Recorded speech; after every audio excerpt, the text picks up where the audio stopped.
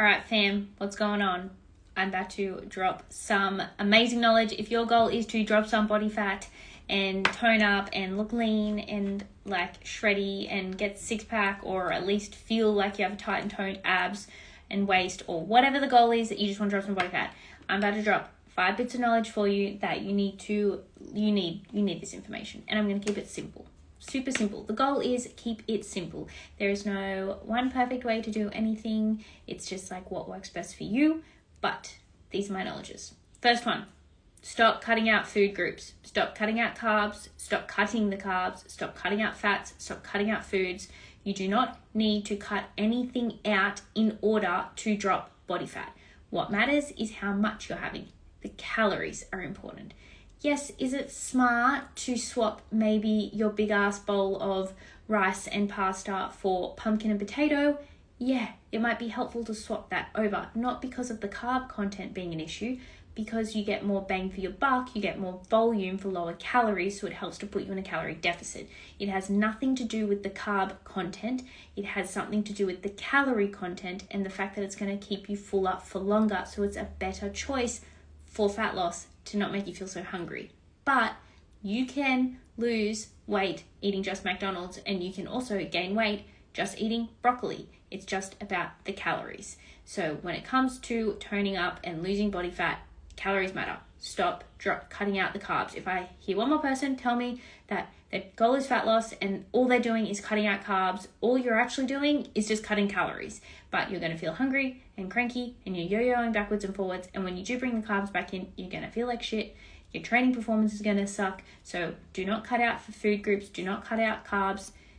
Just calories if you want to tone up. That's step one. You can eat anything that you want and drop body fat. You just cannot have as much of it as you want. It is about the calories. So please, please, please, please, please stop cutting out food groups in order to drop body fat.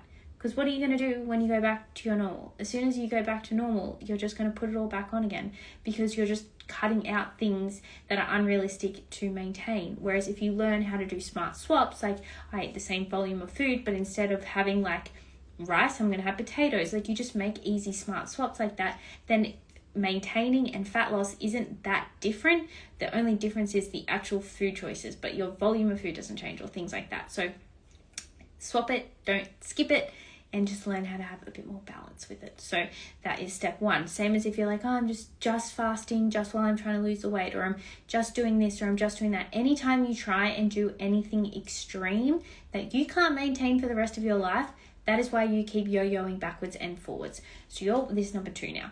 Your weight keeps going backwards and forwards. You keep fluctuating the same 5 or 10 kilos over and over again because you go, oh, I'm going to be good and I'm going to go do intermittent fasting and just have meal replacement shakes and skip all the carbs and do hours and hours of cardio, and then as soon as I reach my goal weight, I just go back to my normal. Well, it's your normal that got you in the mess in the first place. So every time you keep doing this is why you're not seeing any results.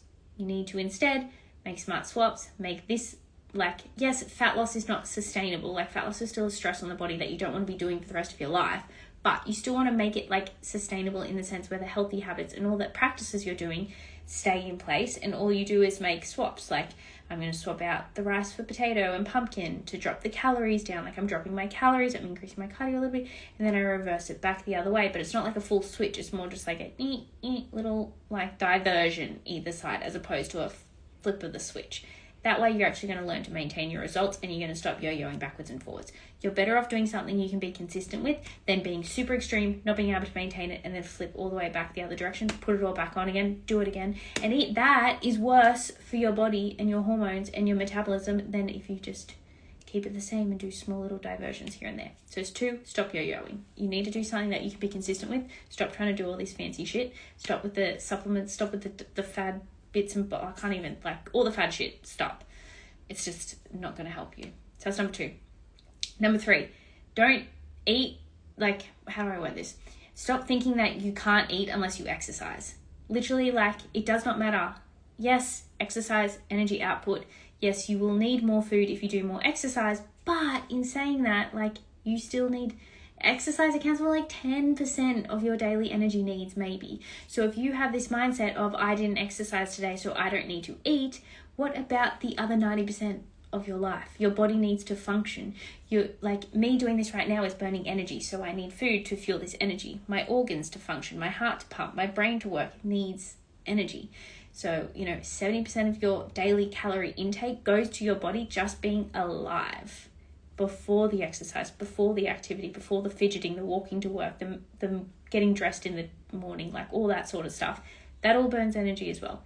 Eating food burns energy. So having that mindset of I don't eat unless I exercise is like makes no sense at all, because it literally this is how much exercise impacts your calorie needs versus like how much you actually need.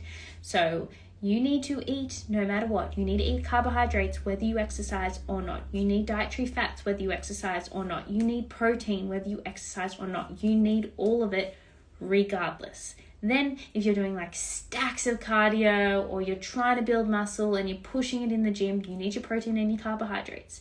You want a healthy hormone system, you need your dietary fats. You want healthy hair, skin and nails, you need your dietary fats.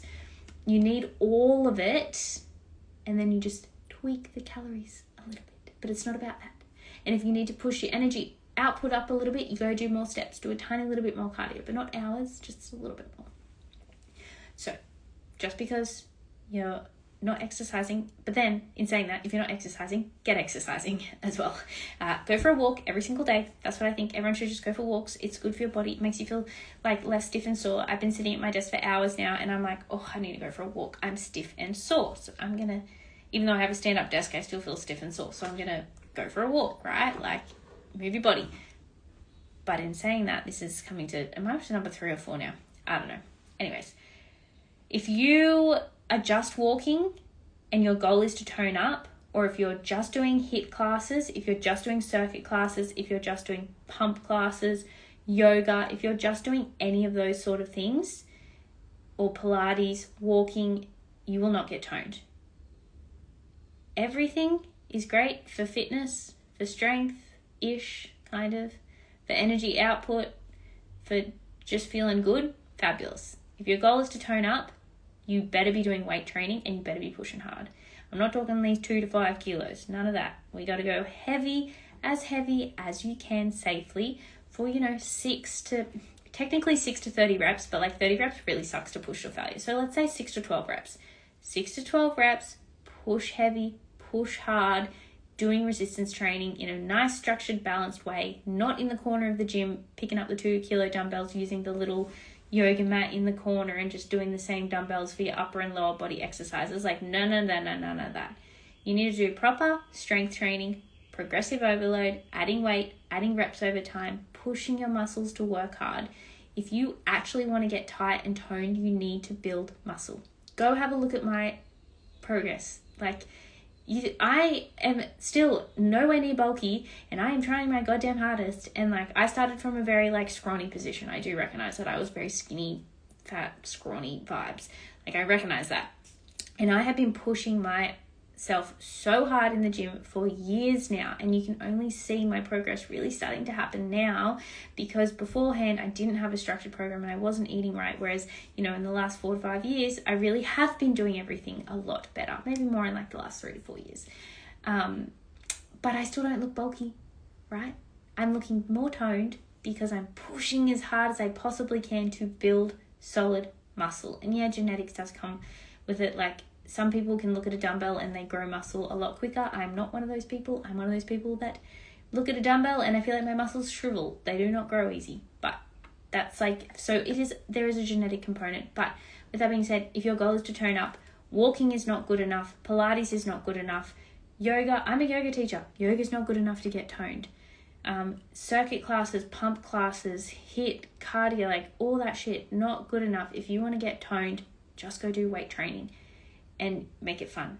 I can make it fun for you, but make it like a game. But you need to do proper weight training, not those 2 to 5 kilo dumbbells. Proper weight training.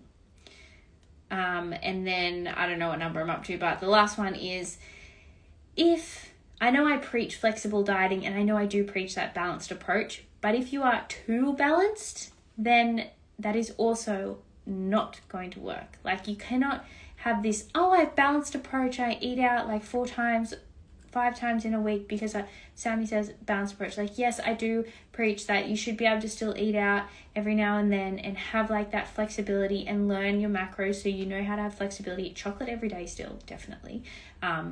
But if you're too balanced, you're also not going to get results. So you need to, like, if you really want to go all in and just be like, that's it, I'm going in for my fat loss phase and I'm going to give it 110%, and maybe I'll say no to a few more things that I normally would, and I'm going to be a little bit stricter for a short period of time. Smash this dieting phase, smash my reverse dieting phase. Do not skip out on your reverse diet, because otherwise you're setting yourself up to just get back to square one again with like that.